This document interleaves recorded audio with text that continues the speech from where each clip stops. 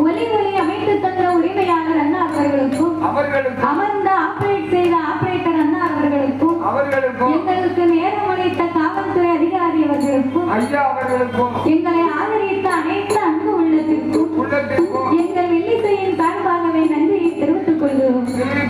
நன்றி, வணக்கம்.